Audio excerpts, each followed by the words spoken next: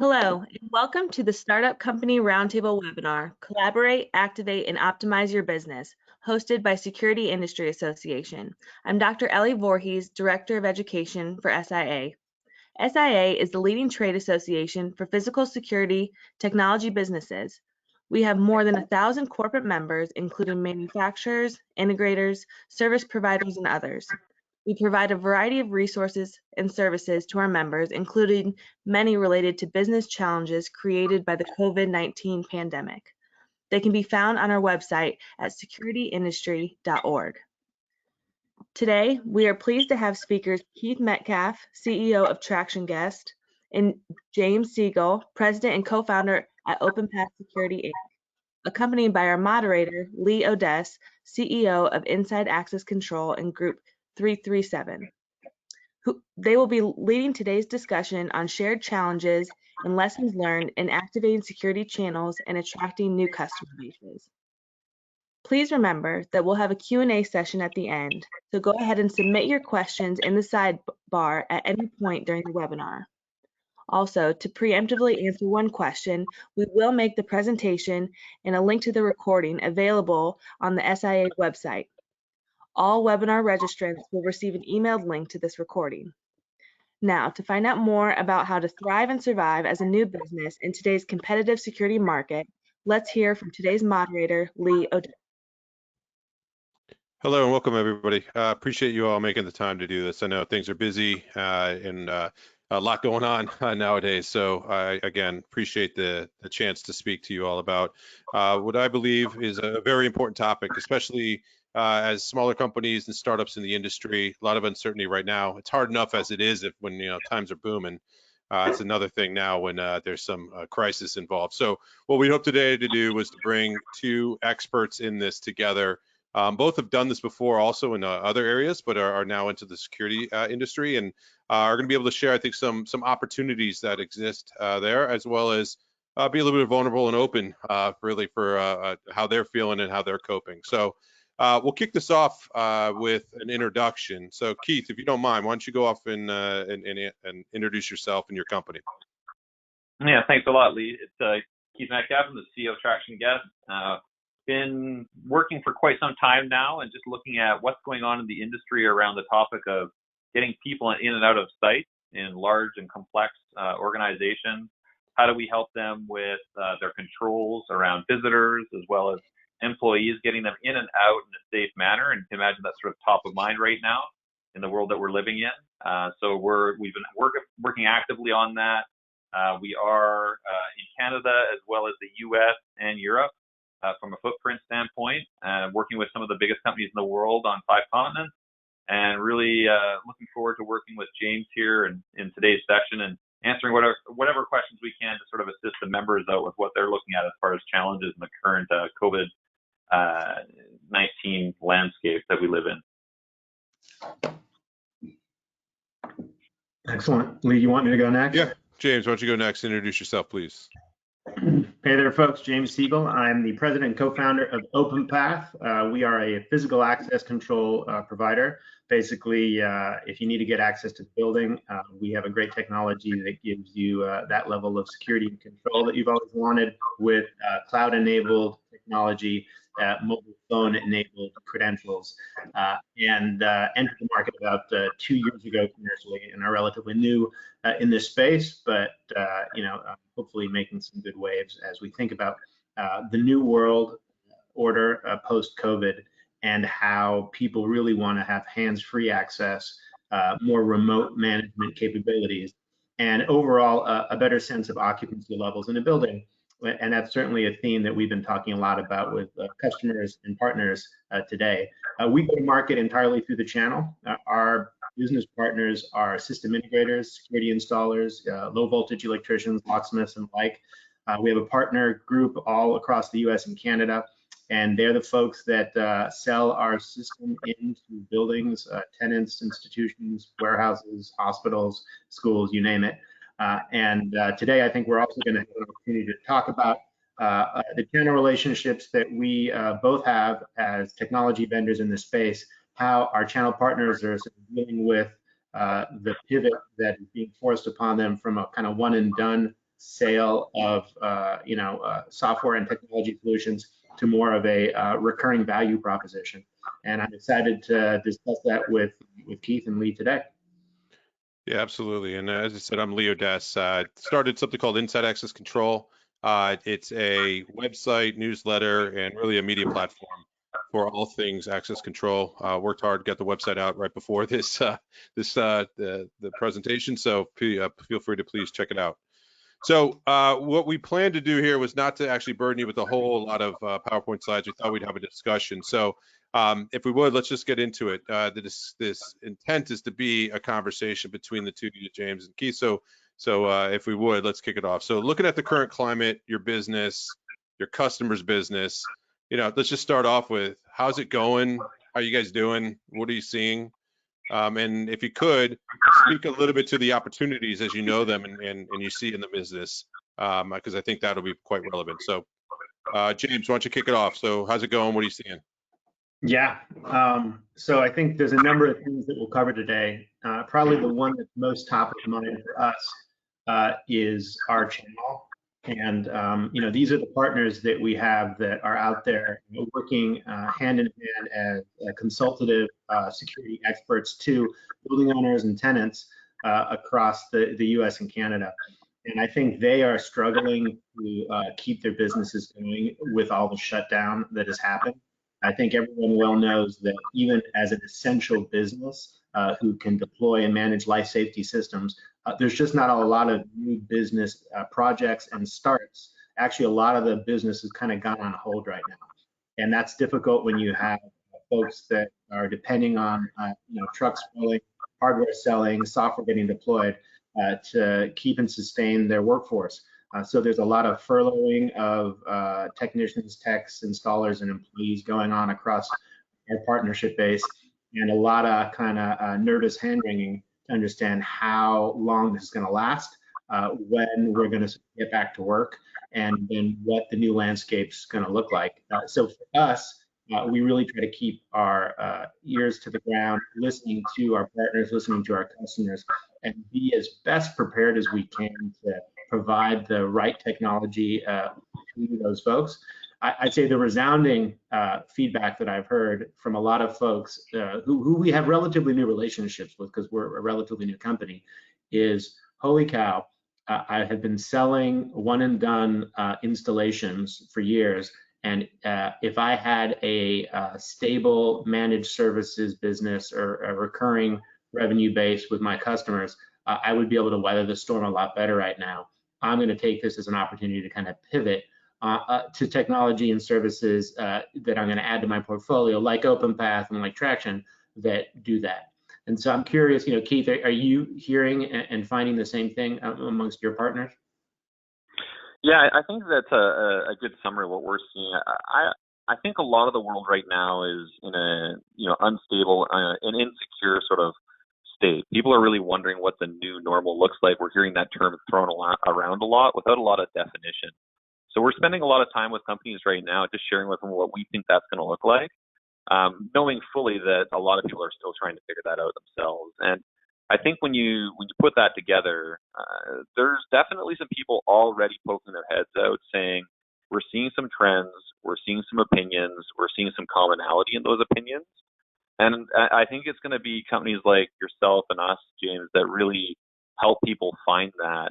The other thing we're seeing is that there's an emergence of roles sort of happening. And I think a lot of the people who were in security and health and safety historically in companies are starting to get a lot of limelight and a lot of insight at the executive level, where historically they didn't maybe have that. And there's no question today that those roles are much more impactful and much more important than anybody realized historically. So we're spending a lot of time supporting.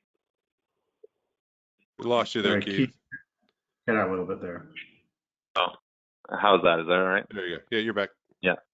Yeah, so we're finding a lot of time really supporting those people and helping to guide them on what the new normal is going to look like, and really just taking that information across the same group of people so they can, in their organizations, get the sponsorship they want.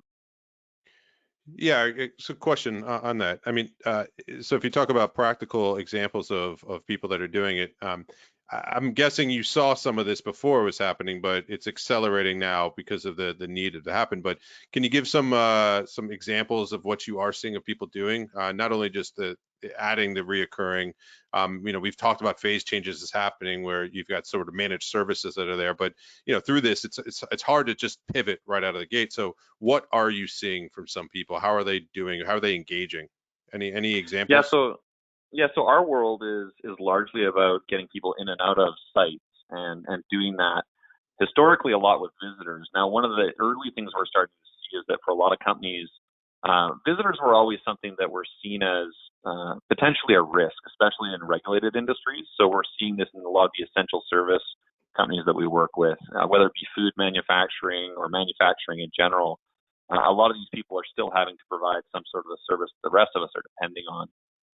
And when you look at those groups, what they're saying to us now is, yes, we have been responsible for creating visit processes that are well documented, defined.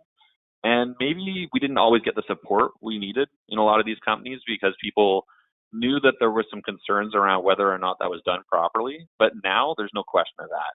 So any visitor going to any premise in an essential service company is under heavy scrutiny. And they're trying to really understand what the protocol should be to make sure they decrease the risk of people going into those sites and causing disruptions.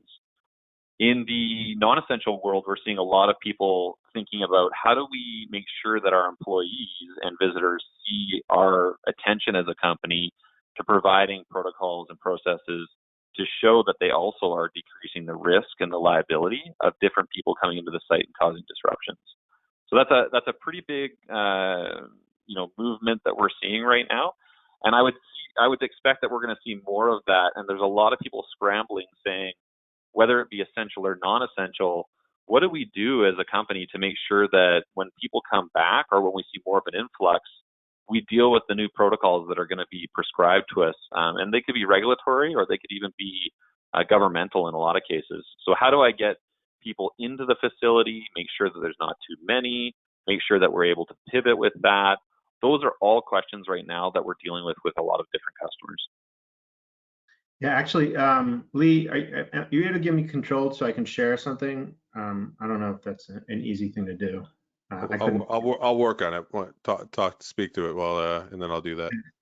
So, where Keith and I, our sort of technologies overlap and combined is when you think of how do you control the occupancy level of a building when you know that there's going to be new compliance standards coming out shortly that require a social distancing footprint, occupancy management, and you can't just have too many people in a given space. So you think about the different populations of people in a building. There's the people who are supposed to be there. Great, I think. Thank you, I got that. There are people who are supposed to be there every day. They go and they work in that building, and they're moving to, instead of a 100% occupancy model, more of a shift-based model where if you have space that could fit 100 people before, you're probably going to have 4 shifts of 25 people at a time coming in, and you're going to need to adjust schedules for those folks. You want to have notifications when those folks arrive and when they leave so that you meet certain occupancy standards just as a tenant in space.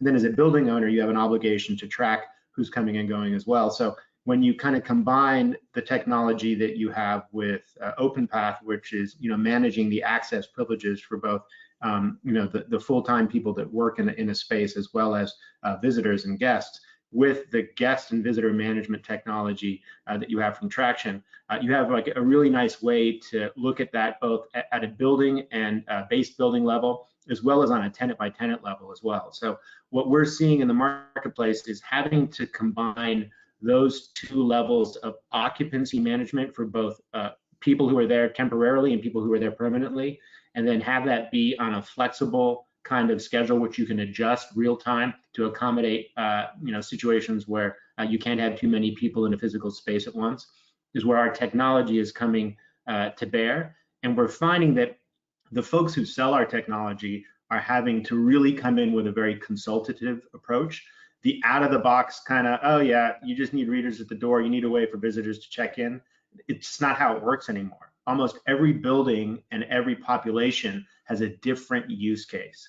and the flexibility that we're seeing with the technology that we have, but also the consultative approach that our channel partners who are going and solving these problems for building owners and tenants are having to sort of put forward is, I think, an increasingly good change, because it makes the relationship that they have with the end user a lot stickier. And it also is allowing them to develop different competencies and capabilities in just solving technology problems. So if I could, I'm going to just show my screen here, and then are you able to see my screen or not? Yes. Okay, great. So one of the things that I've been sort of talking about lately is this whole time frame, and I'm really curious to get everyone's opinion here, which is that we look at the phasing of how this next sort of new world order is sort of happening in terms of 4 phases, right? There's what's happening today with kind of shelter in place, and that's flattening the curve, and that means then a lot of us are not out there actually, in buildings, installing systems. We're all sort of, trying to flatten the curve and deal with our own businesses and our own challenges from a health perspective. And now that we're talking about getting back to work, we're talking about reducing restrictions on how people move around, we move into phase 2. And the one thing I've seen across the board is that phase 2 is a pendulum of emotional reactions and political reactions that are going to swing back and forth pretty dramatically. And the challenge that I think we're all running into is that we've been cooped up and we want to get back to work, we want to get out, yet there's a fear of, hey, I don't want to get sick, I don't want my people to be in danger, and I know I need to sort of respond. And so we know that there's going to be kind of this infection rate sort of swing over the next 6 to 12 months, as we still do not have herd immunity, right? We're still not vaccinated as a population, and people are going to kind of go out, and then infection rates are going to go up, and then they're going to stay in and go out and stay in, until we get to a point in phase 3 where, okay, we've got enough antibody and people who've sort of been sick and gotten through it, or distribution of vaccines so that you're starting to build up herd immunity. And then that phase kind of moves to then that phase 4, which is, post-COVID, kind of getting ready for the next pandemic, being kind of pandemic ready. And so what I think is really a challenge for anybody who's got built space today is, how do I make sure that I've got future-proofed technology in place that can adapt and adjust to a constantly changing environment? And so I think that's where, when you look at what Traction's doing and what we're doing on the access control side, cloud-based remote technology that you can adjust and tune on the fly, mobile credentials that can be adjusted on people's phones that give them changed access privileges, real-time reporting and alerting on visitor occupancy levels at any given point, so you know who's in the building, when, where, and how, as same as who from a permanent employee perspective is there. These are the capabilities and tools building owners, enterprise customers want to know and want to have real time. And I think from our perspective, that's why having this kind of technology in place becomes so important, given everything and the uncertainty that we're going through. So I'm curious, James, I'll jump in on that. I think what we're also seeing right now too, if you look at a lot of the different models that people are putting forward for the workplace of the future and how we're actually going to handle the different requirements that people are facing, one thing that we are consistently hearing across our customer base as well as prospects is that there is going to be a likely move to an invite first culture. So when you start thinking about what is an invite first culture, you start also thinking about the whole idea that, is an employee a risk? Now, 2 months ago, when we're dealing largely with a lot of different visitor protocols from a cloud perspective and putting kiosks across multiple locations around the world for people to go in and out of, we were fortunate enough to say we were going to come up with a really this sort of low code environment where companies could cast different use cases and different applications across kiosks, bring visitors into the environment. Well, that's paying a lot of dividends for us now, because what's happening is people are saying, well, it's not just visitors anymore. We really need to be taking stock of employees and what's the risk level of an employee to a potential location, physical location, and how do we record that? What system of record do we use, and how do we audit it? So we're starting to run into a lot of topics where people are saying, hey, it's great to have an application that can get somebody in or a system such as an access control system, but there is no system of record to say that we advised a person from a visitor standpoint before they came of what they had to do before they arrived and actually screen them against the possibilities that decrease the risk when they come on site, as well as when they come on site, some system of record that says we actually scanned against those requirements again, and then we actually even know who they came to see. We have use cases today already where we have customers who are saying to us, we have to have the ability to actually tell somebody before they come what they have to complete. Now that could include signing documents, watching videos from a safety standpoint about the facility they're going to see, answering questions on where they've traveled, potentially even having information from a medical standpoint on what it is that they've experienced recently from a medical history perspective. We're seeing it all. And the reality for most organizations, they never had a plan for this. They didn't have something where they thought they'd be in a position of having to collect that. And then when somebody showed up, being able to say, if they showed up and historically somebody said there was an infection that entered a facility in some sort of way, who did they talk to? Who did they interact with? Contact tracing is a topic that we're hearing a lot of across our customer base right now. How do we actually know what a person did with who while they were here? Those are really large and broad questions that are not easy to answer, and we're trying to help a lot of members right now with that topic. Yeah, it's interesting too, because you think about historically from the access control side, especially the user interface for an end user was primarily a reader and a card. So this idea of having dynamic interfaces that can help you with workflows and that real tight synergy between the visitor management systems, which before, there are some advanced, but if you were to look at majority of them, they were really digitizing the clipboard. But now the workflows that you talked about, so having that skill set and being able to provide that type of solution to the marketplace it's becoming essential. Not to overuse a term that's been used a lot lately, but yeah, absolutely. So I guess the big thing with that, Lee, is that what we're also seeing, it's super important right now for a lot of these organizations to look at each visitor, and it's not visitors really, it's like each person entering the facility distinctly. So our argument is that the future is going to start looking at, I have a facility and I may have many, but I have to know who the person is, why they're coming, who they're coming to see, and then I have to apply different workflows or different policies to each person by type. It's not as simple anymore as saying, are you an employee? Are you a visitor? Are you a contractor? That's all changed. We have companies now who are actually doing things like scanning different visit types in a pre-registration format. If I go and I say I'm going to a site, I get invited by an employee, I have to be approved before I come by another employee. Then once I'm approved, I have to be scanned against external lists. Then once I get in, I actually have to answer more questions, which again produces some scans in the background. And if I don't pass as that visitor type, then I notify people on the site so they can come immediately work with me from a visit standpoint. And the perspective is not just that visitors could be a risk to a facility, it's also that employees are going to feel like the company takes it seriously.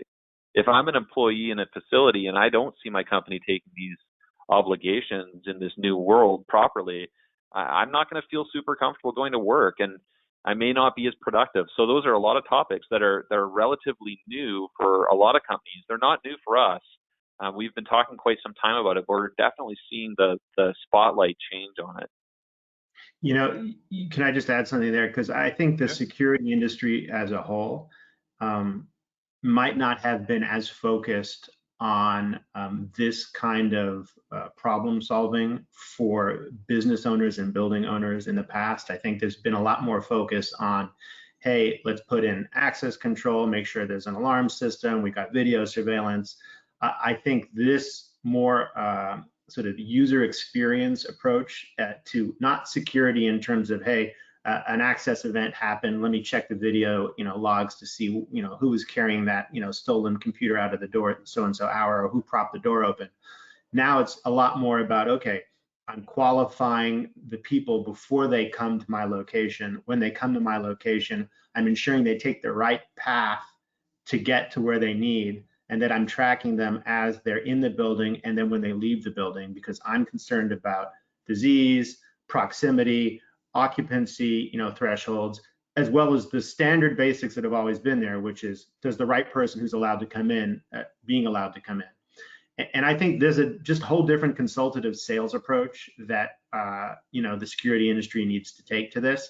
And this is that opportunity when we're kind of all on a pause to educate ourselves on this approach, to come in with really good sort of consultative selling tools, and to educate these building owners and business owners who are kind of struggling right now to figure this out with, hey, here's the right kind of technology, here's the right kind of solutions. I'll kind of pause there, Lee, because I know you were itching to say something. I can't help myself. So when you talk about that, what's interesting is you can make an argument that some of that type of stuff, consultative sales, was happening in our industry for a long time at the really high end security, the high, massive security departments and the rest. What I've been picking up in a lot of the conversations that I've been having and doing conversations like this is that it's coming downstream as well. And your typical, call it mid-level security, where they have they're a tenant in a suite, where they might have not thought about all of the risk associated, if you would, with what security can bring. But it was sort of a necessary evil to just keep bad people out. That it feels like to me that some of those high security consultative selling that was happening before are starting to come down mainstream. Would you all agree? Are you seeing that? Totally. And I think more so that you need to have a future-proof technology stack, as well as you need to have the ability to kind of understand your customer and what their buying power is right now. So what I've seen is that people are very concerned about the future of their business, and they are hoarding cash and unwilling to necessarily spend on anything right now. They're on hiring freezes, they're furloughing people, they're not investing. Yet this kind of stuff is table stakes to get back into your physical space. And so I think that the channel of security consultants, of system integrators, have an opportunity to go into their installed base now with a real kind of advisory approach to say, look, no matter how big or small you are, you need to get people back to work. Otherwise, they're going to be scared emotionally to go back to a place where they're touching all this common stuff and they don't feel like there's an investment. This is table stakes, and you need to put money forward to kind of do that. And so I think that is at all levels, whether it's a 2-door job or a 50-door job or a huge campus. That's the nature of the world we're in right now, and that's the opportunity. When you sort of say here, what's the opportunity? The opportunity is to get in front of the customer today and explain that this is kind of the new world. And I think folks who are not doing that, who are basically just digging in, are going to miss a big market opportunity, because this is a change in how we work, how we use space.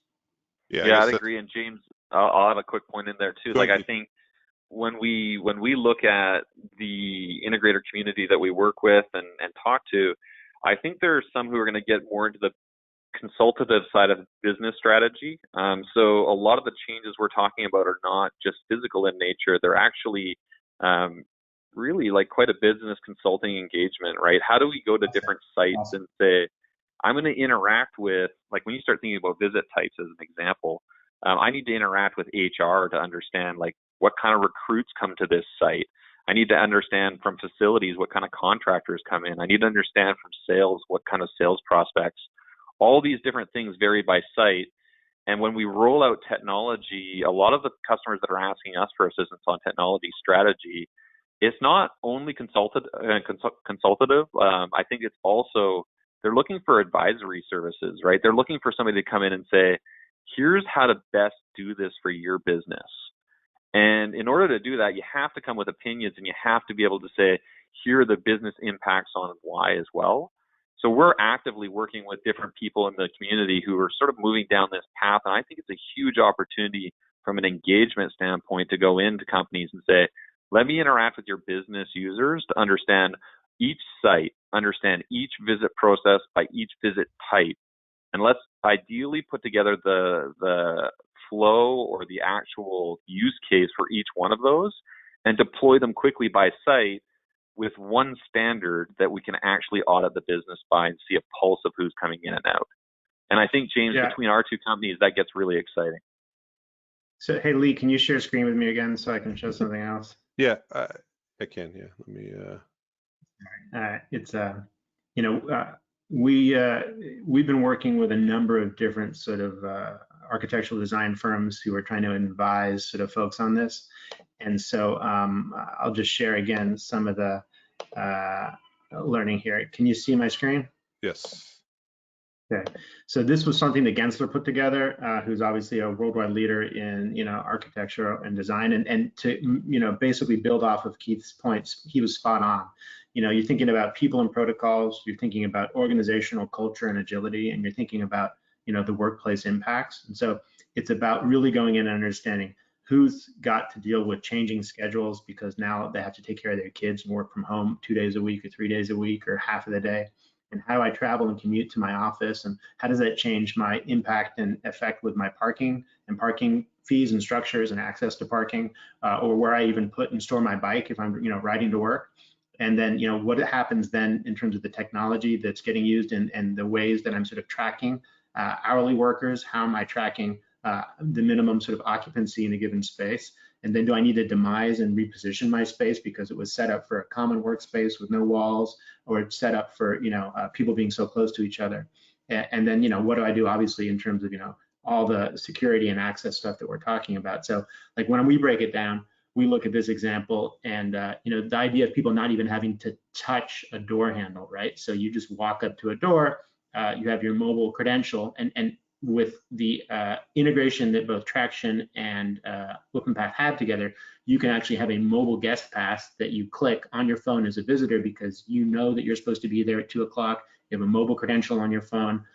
You basically click the guest pass that Traction sent you from OpenPath, and boom, you're ready to go. The door automatically unlocked. You don't have to touch anything. You walk in, and you can then register at a kiosk and move in. And so you can have all the visitor and the permanent user experience really mapped out and be in a much, I think, better position. And this is the kind of technology and the capability that is available today to help building owners. So this is not like, oh, hey, we're going to build it and one day it's going to be ready. Like, this is what exists today.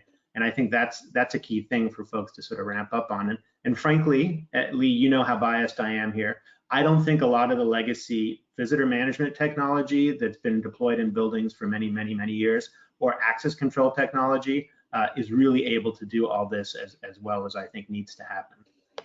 No, that's fair, and I think there's that part of the industry has forever been able to have products that were put in that would last for 30 years, and it really was utilized when there was a problem, not necessarily in the same type of use case that we have today. So there's definitely an opportunity now, I think, to revisit that. Question for the two of you, because as you talk about the consultative sale, and then also on your fancy chart that I saw, James, there is a couple pictures of names in that we've started to see some of the trends. So if you last year at S&G, which is Secure New Ground, which is a show the CEO was at, they put on a speaker from SAP that came from the HR department. So if I'm an integrator now that's historically have talked to the security side, I'm guessing and sort of leading here, but the different personas now that are going to be at the table to have a conversation that, again, maybe that was happening at the high security, but then at the mid-level, I mean, you may or may not have a chance to meet the HR person, but you may now. So what are some of the roles to be aware of that historically, you may not have come across before? Yeah, I see an interesting parallel here. I mean, I've been in software now for over 20 years and working in the business side of things on that. And I remember a time when IT was sort of thought of as somebody who came and provisioned your computer, right? Like brought over a tower, set up your computer, plugged it in. I see a lot of parallels behind the way organizations changed their views on that when you started seeing people, getting phished and organizations seeing data breaches and whatnot. You saw this real emergence of a CISO, a chief information security officer, and them really sitting at the executive table and having budgets and projects and visibility around how to influence the business, and nobody ever questioned it because they've seen the impact. And I would say one of the things coming out of this COVID scenario is that we work with some really strategic CSOs, chief security officers in organizations, and I see a real progression between them and health and safety. We sort of see it straddled across a lot of different companies as a function, getting thrown into the limelight as a result of this situation that we're in right now. I'm hearing conversations where a lot of our sponsors all of a sudden are talking to the global COO and sitting in those meetings. I'm seeing scenarios where, people are doing calculations on cost of site inaccessibility. And in some cases, some of our members would be looking at hundreds of thousands, if not millions of dollars a day for a site that's been shut down by a visitor who, comes in and causes a disruption from an infection standpoint. All of those things are much more pertinent topics now to the executive teams. And the hard thing for a lot of our sponsors, if you're an integrator sort of interacting with the security people and the health and safety folks, is that oftentimes they've been preaching for years to these organizations that, our disaster recovery plan is important and we need to be able to think about if we had a pandemic and even run exercises around that. But I think in a lot of cases, they didn't get the executive support and backup that they needed to really make the organization prepared. Well, that's all changed now. Today, there's nobody questioning that businesses have to be prepared for potentially things like rolling employee shifts and, segmentation of essential services within companies, right? You have teams where if one team is taken out, it could potentially bring the whole company to its knees. So now they're doing division of services and whatnot. James, you were talking about that earlier. So I actually think there's going to be, just like in IT, you see this emergence of the CISO, right? That Chief Information Security Officer. I think we're going to see a lot of our project sponsors pushed up in the organization as well. And if you're an integrator interacting with those people and enabling them, I think you're going to go along with them. I think the budgets will flow as well as the focus and the visibility within the company. And that's really important in lean times. Like we're definitely entering lean financial times here. And I think when people start making investments, for us at least, they're going to be saying, am I investing in something at the bottom of Maslow's hierarchy, right? Like, is this something that's going to help with safety for the employees? And if you start thinking that way, I think a lot of the services that James and I are talking about from an integrator standpoint will be critical services. They're not going to be seen as nice-to services, where maybe you had projects where you're saying, let's get on one standard for an access control system, and that may have been a hard thing to get bought into. I think, if people really focus the right way, a lot of these initiatives could be seen as critical and key to the employee safety. Yeah, I think as someone who's selling into these businesses, you don't want to be thought of as a one-time sale, right? You don't want to be thought of as someone who basically, I came in, I wired some stuff up, I'm out of here, thank you, right? And so if you move into the role of IT or recurring technology provider, right, who's providing value every single day with a managed service, you are in front of your customer, you're in front of the decision makers, and you're able to consistently add value. So if you look at like the cloud hosted technology that both of us offer, we're pushing out features and capabilities real time to those systems that provide value and respond to the changes in mobile, security, health, availability, all the different stuff that's going on. There's no having to sort of roll a truck out to that location, do a software update or firmware update to an old panel or to some old software sitting on a server. And that provides consultative value, recurring value to the client. Make sure that they have kind of zero-day threat prevention to any kind of threats that are coming out real time, because there's the impact of the cloud being pushed out right away to them. And that allows you to also, as a sort of a sales agent going into this business, keep in front of them. And I think that's the big difference. I hear so much from my channel partners that I'm tired of just basically, doing all this work to go get a deal. I got in through the general contractor when the building was being built. I was the sub, and I went and put the system in. And frankly, the client never even knew about me, right? I was just somebody way down the food chain. Now, in a consultative sales role with ongoing value that you're offering from visitor management technology that people interact with every day, or an access control platform that people interact with every day, you've moved much more into this thought leader that's constantly present and aware for the tenant and the building owner, whether it's at the HR and IT level, or whether it's at the facilities and building manager level. And so I just think that just fundamentally changes the value of that channel partner's business. Yeah, I'd agree, and I think the complexity is big there too. Lee, I'll let you jump in, but I'd love to sort of build on that point. Yeah, go ahead. No, Bill. in preparation, Lee, you, James, and I knew this was going to happen, right? All three of us are going to be like conscious streaming ideas. So let's just keep going, I guess. But I think the high level, when you look at that too, is we're looking for integration partners that have these kind of relationships with customers. And what a lot of times, our customers are finding is that they're sometimes rolling out like an enterprise grade standard for visiting across multiple sites with different processes across different countries.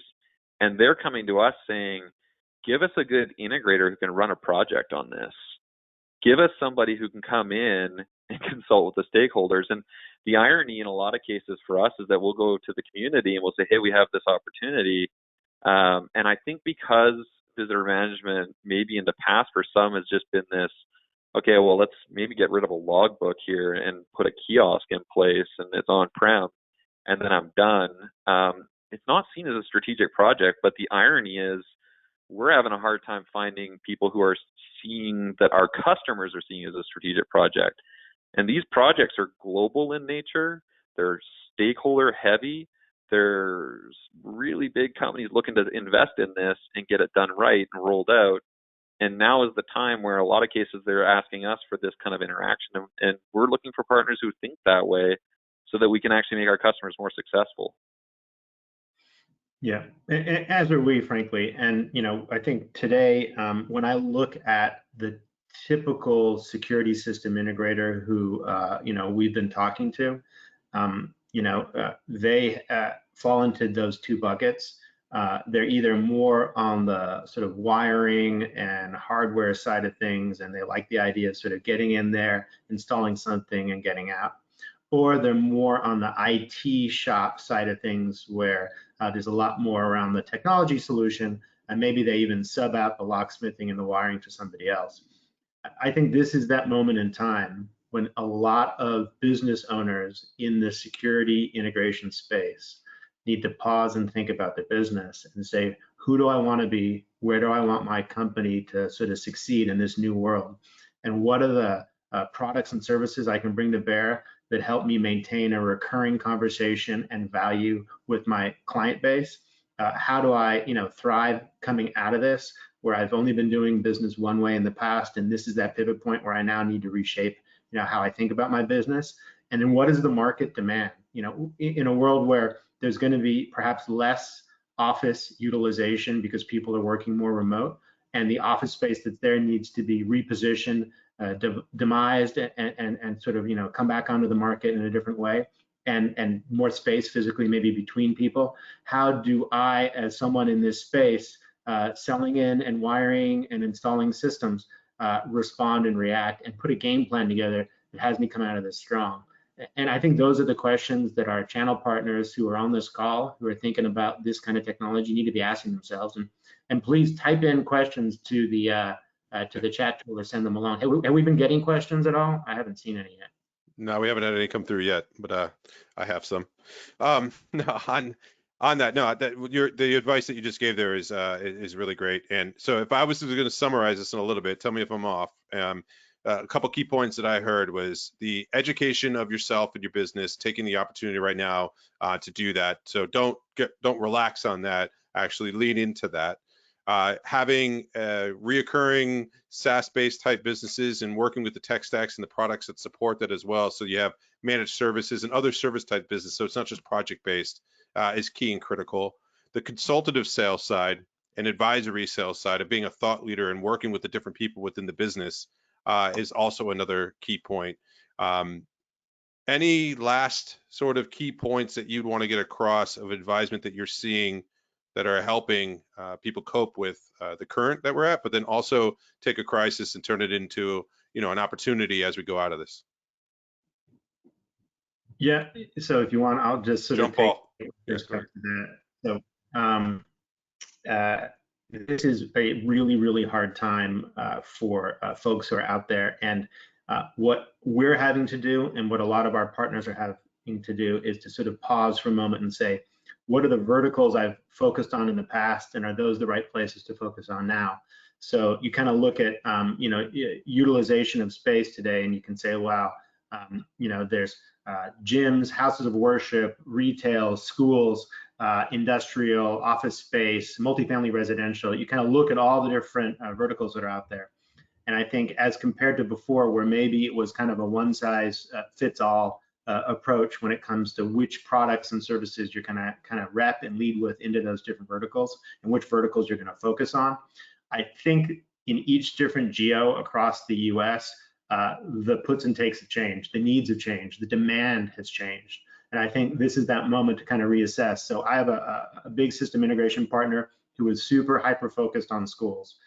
Well, schools are out for the rest of the year now, not coming back in the summer. They typically do most of their capital improvements in the summer months. And right now, they're just basically frozen everything.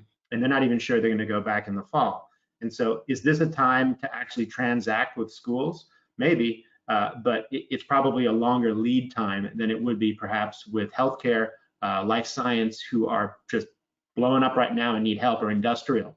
So I think that there's a moment here to look at the market that you're in and see, do I need to sort of pivot my selling and relationship activity to verticals where I'm going to have more success in my geography?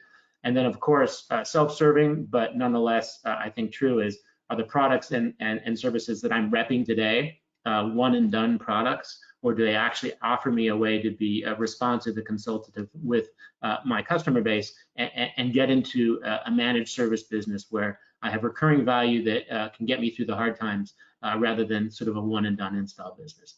What do you think, Keith? You know, I would say the verticals are going to be important. I mean, at the end of the day, it's probably fairly easy. You know, if you know your customer base and you have a good handle on who they are, it's not hard to figure out who's actually, you know, struggling with different topics. One being activity in their facilities and one not, right? And we're doing the same kind of thing, is looking at those verticals and saying, where can we help the most right now? I think the other thing is just helping. Like, a lot of these people are, you know, underwater, they're under-resourced, and they're stressed, right? And walking in there and saying, hey, can I help you with that? For us right now, the main focus when we walk into these environments where we know people need a hand because of the activity in their facilities, it is really like, do you guys have processes and procedures right now today that you should either be adhering to or you're being asked to adhere to in decreasing the risk of people coming on site? And if you do, let's spend some time together sharing what we're seeing and how we can help. And I guess for the people out there who have clients who may be saying yes to that, which I would encourage you most will, bring us in to partner with you on it, and let's show them what technology can do in a really rapid way to address these problems. We have clients who are purchasing our services and working with people to get these programs up and running across hundreds of sites within weeks. So you can be really relevant really fast to them. It doesn't have to be a conversation that's precluded by like 6 months of scoping and a lot of slow turn. It can be quick, and those people will really appreciate if you can make a big difference for them right now. So bring us in, and we'd love to sort of work with you and partner with the right people on this, and then just help some of these people who are trying to make these sites secure and safe in the face of things that they haven't seen before. Wonderful. So we actually did get a couple questions, so I'd like to get those in real quick before we end. Before I do jump into the questions, just to let everybody know, there are resources as well that will be sent out and downloadable from SIA. Specifically, there's a program called the MAP program, the Member Accelerated Performance Program. It's primarily focused at smaller businesses and people that's great resources. Information will be there. We'll send it out. I wanted to make sure we covered that. Before we get to the end of this, Cheryl, thank you for your question. There was a question: how does this information you've given apply to stadiums, malls, and concerts, large public places? Interesting question. What do you two think about that? Yeah, so we have a number of venue locations that are sort of in our portfolio today, and unfortunately, many of them are shut down for quite a while as people just aren't going back, and we don't actually see a lot of upcoming business from a pipeline perspective in those categories.